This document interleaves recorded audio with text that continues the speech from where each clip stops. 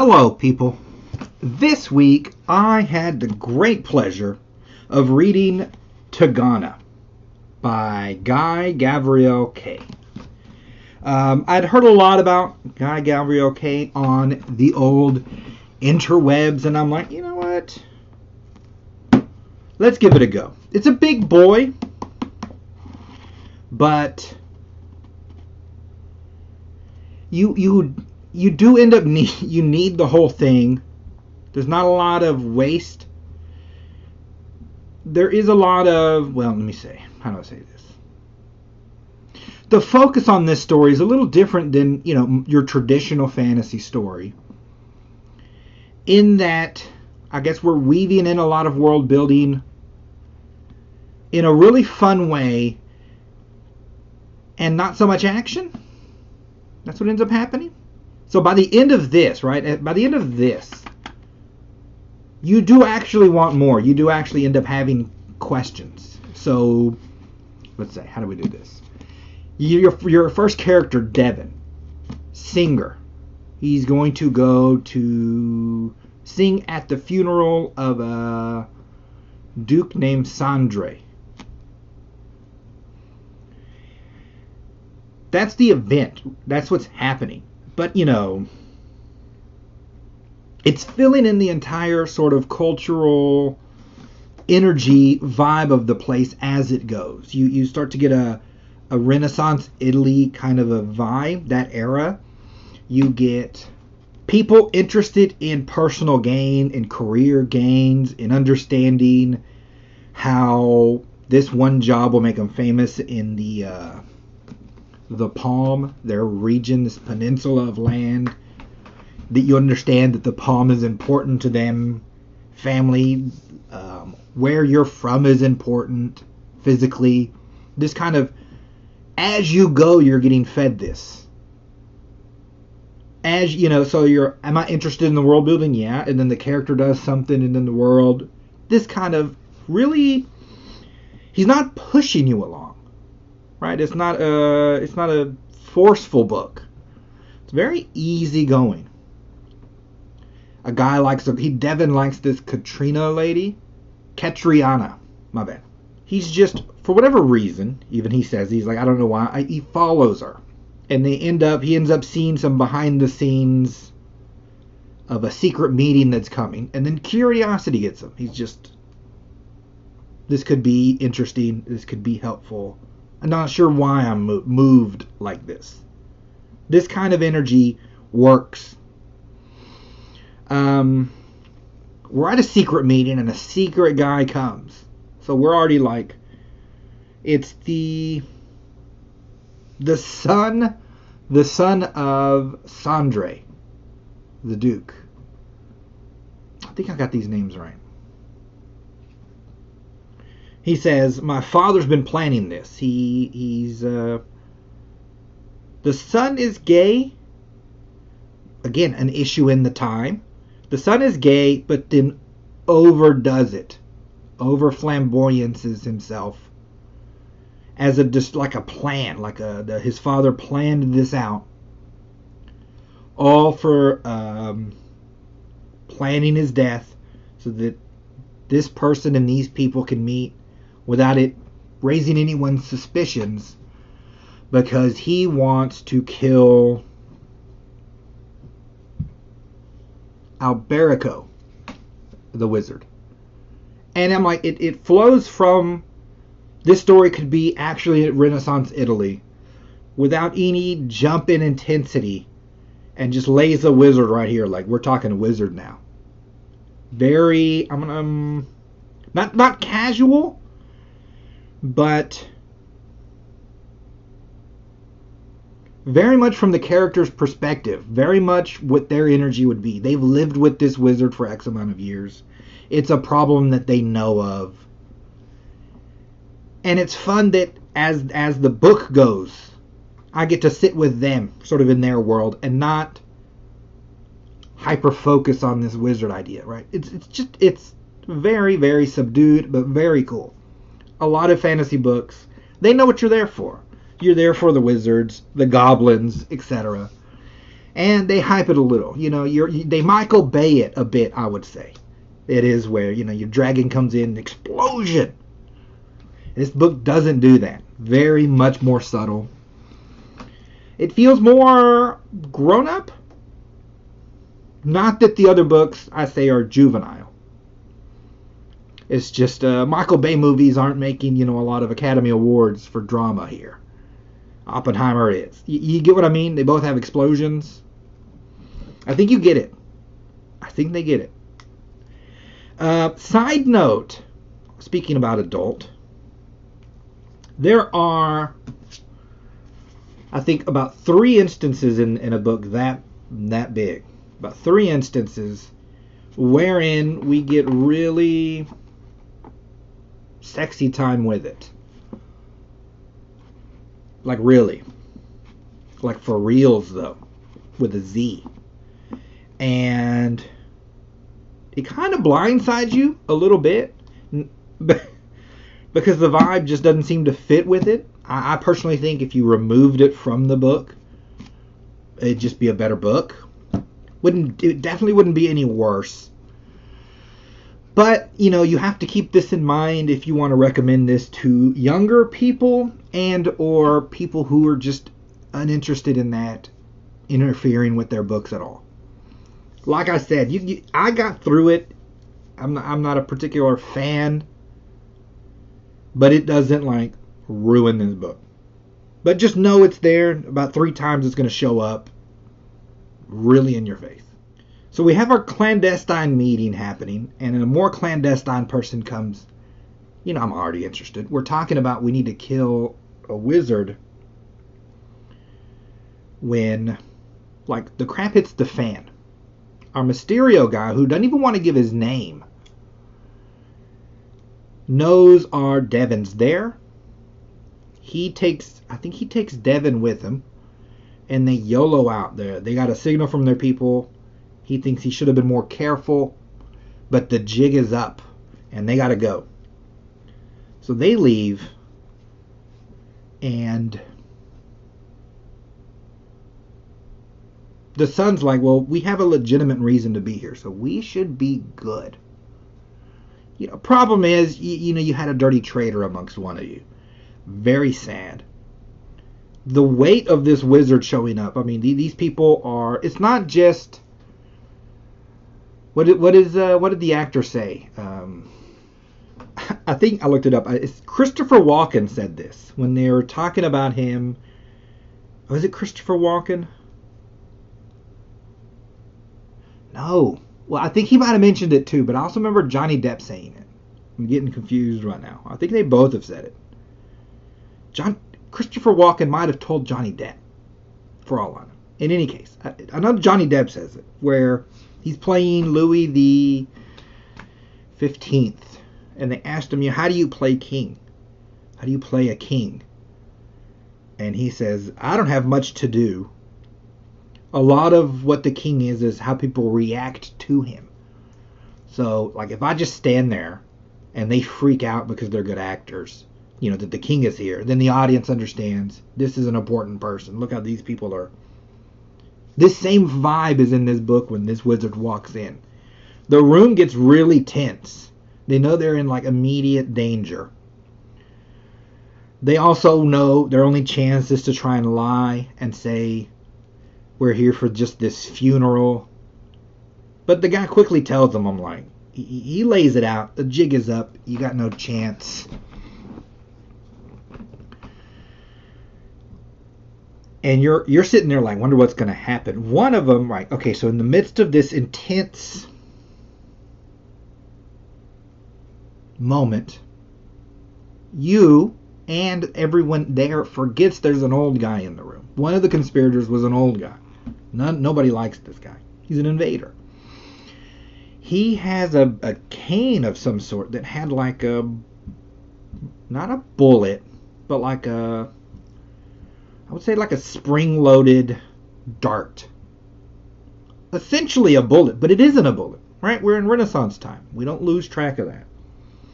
So he I think he yells. I think if he wouldn't have yelled, or if a guard hadn't made a noise, There's one of these moments where if I'm turning this way instead of that, I get got. He yells and he shoots this thing off. And our wizard detaches himself from reality, essentially. It takes all his juice. He has a split-second awareness, like this dart's coming. I can't move out of its way. It's got me dead to rights. And he just pulls the pin on a trick he knows. Because wizards know all kind of trick. He detaches himself from reality. And so that, like, if you're a spirit or a ghost, what's a bullet going to do to you? It's not going to do anything. But if you stay there too long, you just become a spirit. This kind of vibe happens, and so the thing just passes through him, and he comes back to his self. But his power's never exactly the same again. He used all his juice to save his life. He kind of has like he had a stroke or something. He's not right after. Of course, everyone there ends up dead. But it hits so hard because we come from such a, I can almost we come from such a rural countryside feel. It feels very much like Renaissance Italy. You're in a wagon. I can see the trees. I can see the sunset. Very much you feel that. So then this hits very hard without upsetting that balance. It's very cool. And it's just a fantastic way to intro your magic. Your next sort of big establishing situation is this mysterious person who showed up. It ends up being a man named Ellison. And we end up seeing, what is it? It's a problem and then problems. The problem ends up being there's not just one wizard who's there, but there's two. He is from a place called Tigana. That is the name of the book. We all love when this happens. Now, if he says the word Tigana, he's from there. He knows the word. He says Tigana. No one else will hear it. They'll struggle. They'll act like they didn't hear him. They'll hear something else, but know that that's not what he said. It's very off-putting. And you get a sense that these people love, of course, they love their homeland, but it might be, because now I have wizards in, some kind of magical element to it, that some wellspring of the place infuses in people that makes it more than just that. If that makes any sense. Sort of spirit of the land. Some kind of vibe like this. Wherein the pain of not being able to say Tigana is a big deal to these people. It's what's driving this prince, this Katerina, all his people. It then becomes Devin's drive as well, because they break the spell. Once he's around people who know Tigana, we can say Tigana together, but no one else can. And if, the other wizard, Brandon, hears us, we are all, in trouble, etc., etc. Very cool. And then, again, it establishes the strength of this wizard. He put a curse on the entire peninsula of the Palm, that no one will remember the name of this place. That's the curse he put on, and that's the curse that's there. And then, of course, we talk about how nice it was, with its wonderful towers and its great traditions and cultures, etc., etc. All fun. All fantastic. This is what our Ellison was trying to do at this clandestine meeting. He kind of jumped the gun. He understands that for Tigana, for the land that's his, he's a prince of Tigana, to be saved, the curse has to be broken, Brandon has to be killed. But then he also realizes, somewhere along the era, so the years of trying to do this, it occurred to him that they're two wizards, and that that he's not strong enough to kill either. But if he did kill one, the other there would be nothing to hold the other one back. He'd own the entire peninsula, and then there'd be no real change, essentially. So he has to try and think of a way to kill both wizards at the same time. Now,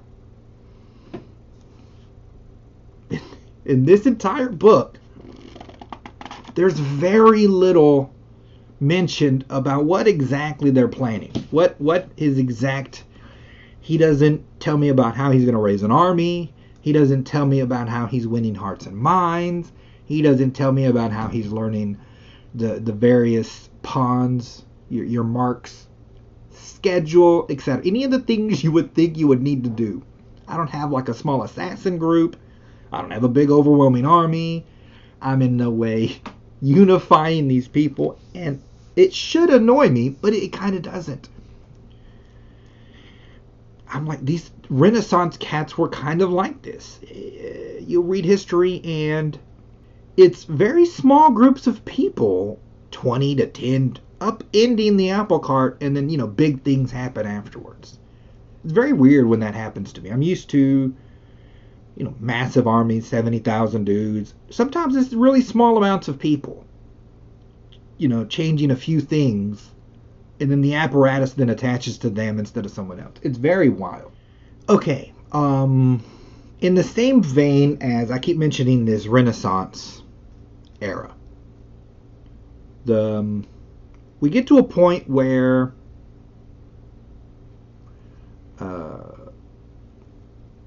Sandre, I think the guy who pretends to kill himself, the duke whose funeral we sang at was just pretending to kill himself. He's actually like a wizard, and he's able to move about because he didn't, cut off these 2 fingers and unlock his magic and bind himself to this area. Very cool. He agrees to go with them, and our Elisand's like, yeah, I need a wizard anyway, so you can join us. And in their travels, he, because he's a wizard, sees another wizard, and he points him out to Elisand. Elisand, who then captures him by using, I guess, a magical ability that's his family's. Somehow, we don't explain it, that he can bind a mage or wizard to him, and that wizard then can't act against him. I forget this wizard's name. I should have wrote it down. I forget this other wizard's name. I should have wrote it down. In any case, the name's not the important part here. The part here is you have characters fighting for freedom, for the freedom of their people, to reclaim what's theirs, and then they enslave a guy.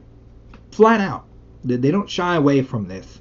The guy himself, because he's very torn up about, I was free until you came along, and now I'm stuck in this. And I'm probably going to die because this Brandon's going to kill me because you're an idiot. But it's very much an assault on his freedoms. And while I'm in it, I don't like this at all. I'm very... I was almost mad, right? I was mad at the book. And then it hit me that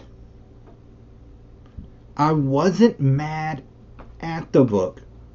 I was mad at the characters. And it's like, that's how much it's sinking into my sort of psyche. AKA, this is how well the author's selling his book. That I'm treating them like they're real people. And I don't like the way they just acted. And I kept, because I kept looking like, does this fit? And if it had been knights with shining armor, it wouldn't have fit. And that's when it hit me that the Renaissance setting makes this fit. Because now we're further along in history, which heroic tales have a tendency to start at the shiniest and then, come down to the muck of modern reality.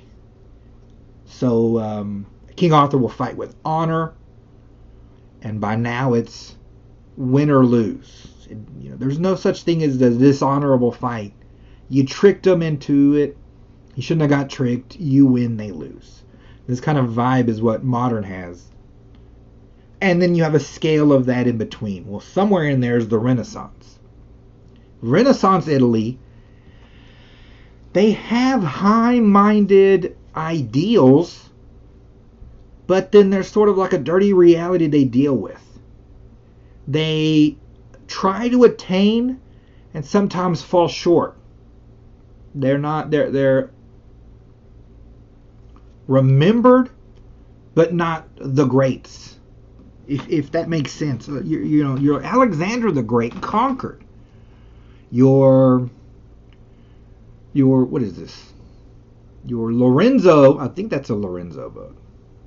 Your Lorenzo the Great just saved a lot of Greek literature, right? Downgrades.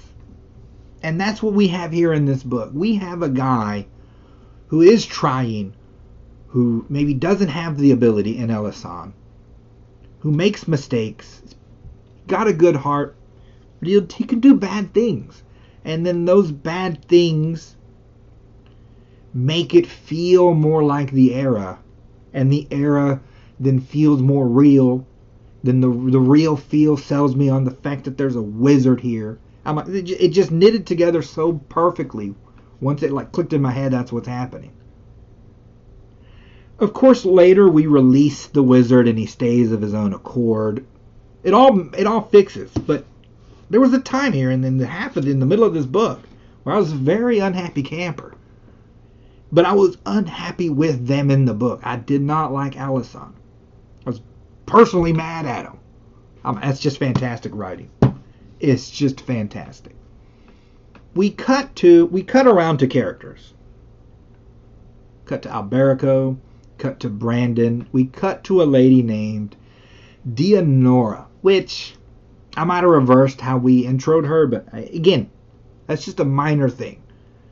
It ends up working well. Wherein we introduce her as sort of the most beloved concubine of Brandon, the wizard. Then we go to how she's from Tigana, tricked her way into a side land, then tricked her way into being captured to be taken into his harem so that she could get close to him and kill him to save Tigana. That's a great storyline. There's an assassination attempt in amongst this. She ends up saving his life. And of course he just loves her more. He starts to genuinely love her because of that and the time together and her personality, etc., etc. But her conflict is so high because it's against. I have this deep dark secret inside that's been driving me, and I just went against it for a man. But I do love him, but I hate him. Makes for a very complicated character. We get to a point, he loves her so much that he has abandoned anything outside of the palm. He's going to make it, this is my residence now. I'm going to step down as dictator and let, people, I'm going to become one of the people here. I'm sending my outside army back home. And him and Alberico do this a couple of times. Alberico more, the other evil wizard, where they talk about an emperor. Now, you realize we're on a peninsula. I have two wizards that are strong enough to hold a peninsula, and one is trying to serve and or become the emperor. Alberico definitely wants to be emperor. And I'm like, who is this emperor? How did he get these wizards to work for him? Is it a culture thing? What's going on in the outside world? I end up with a lot of these kind of questions. They don't get answered. It doesn't bug me that they don't get answered, but I do have them. Very much interested. So he sends his armies away, and Alberico at the same time, as often happens, makes a move against him. He's like, I'm in a weakened state. I can't stay in this state forever. Someone will figure it out at some point, and when Brandon does, I'm in trouble. So I have to move now. So we now have Brandon without his armies, or enough of them, and he needs to find a way to get people who he's been a dictator over to actually follow him voluntarily.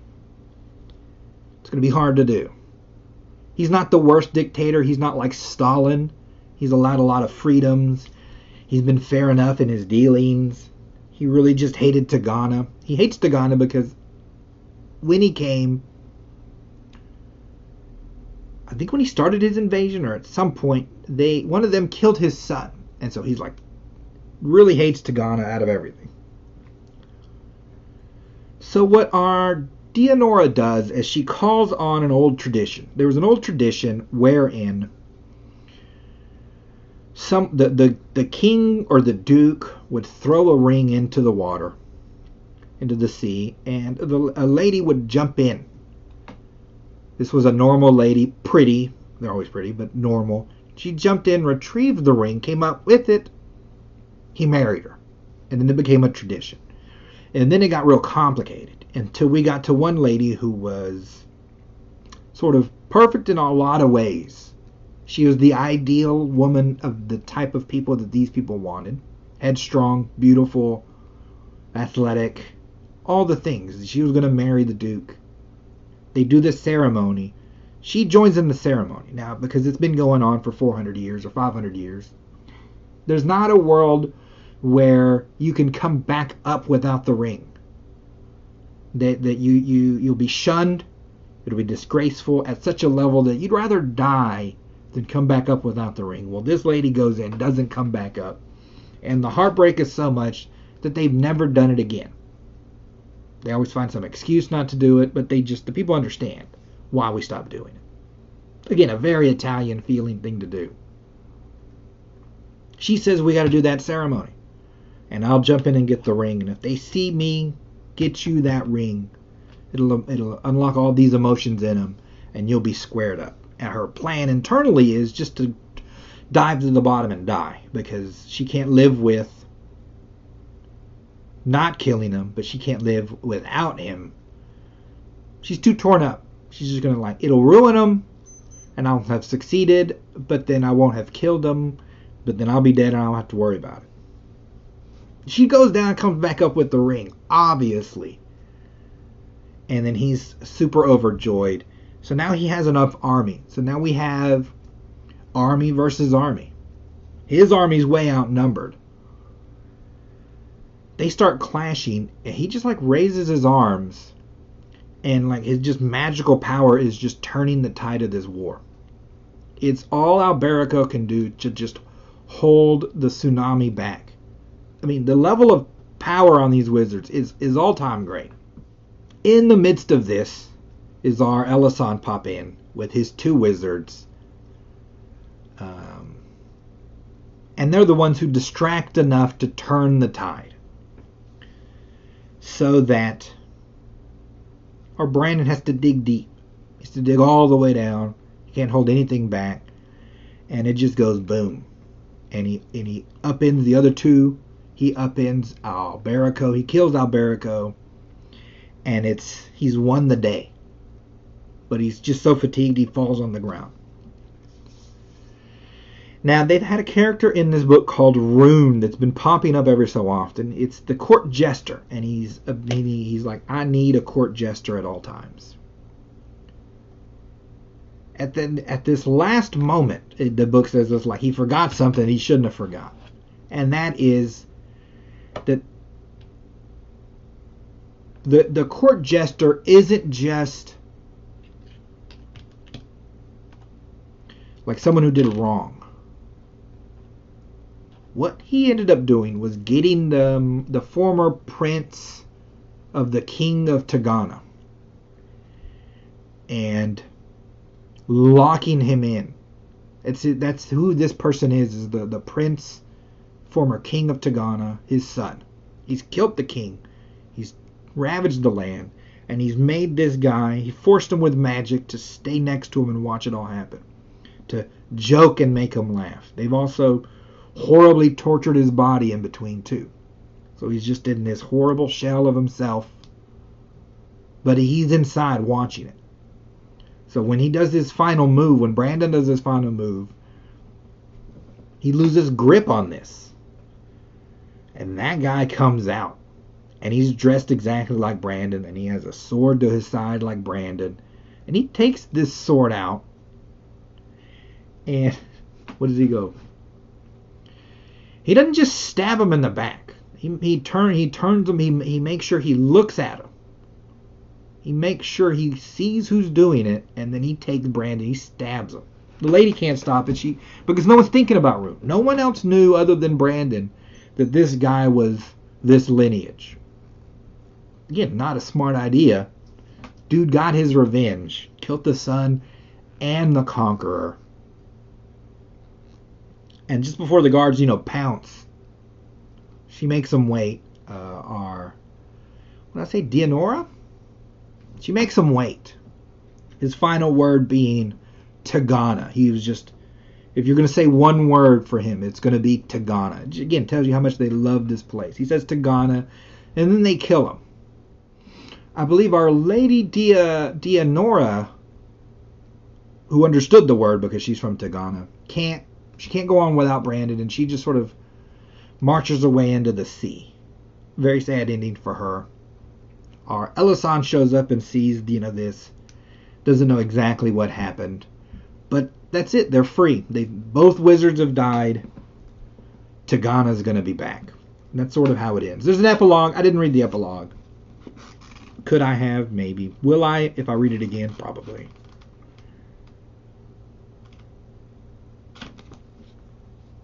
Fantastic book.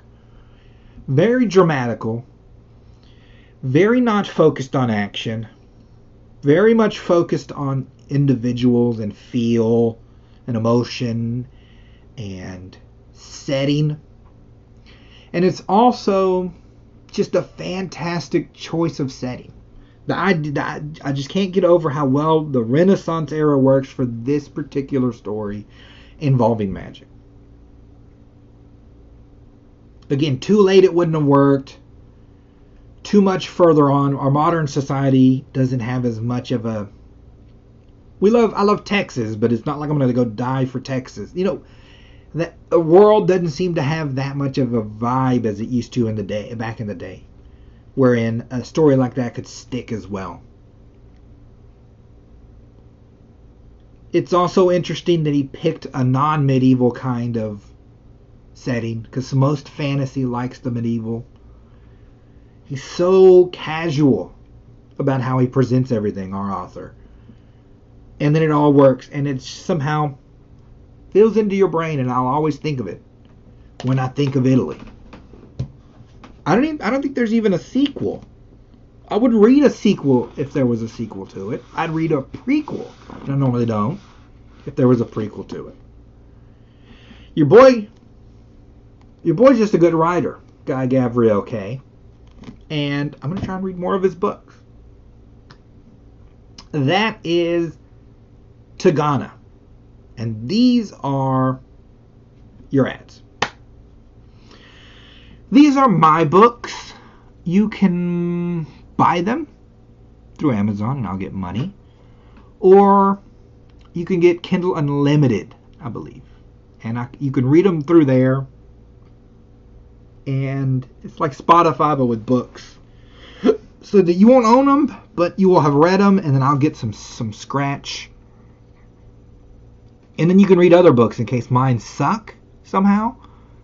You won't feel cheated whatsoever. We're fair here. You can subscribe, you can comment, you can just lurk. It's all good. I will talk to you all next week.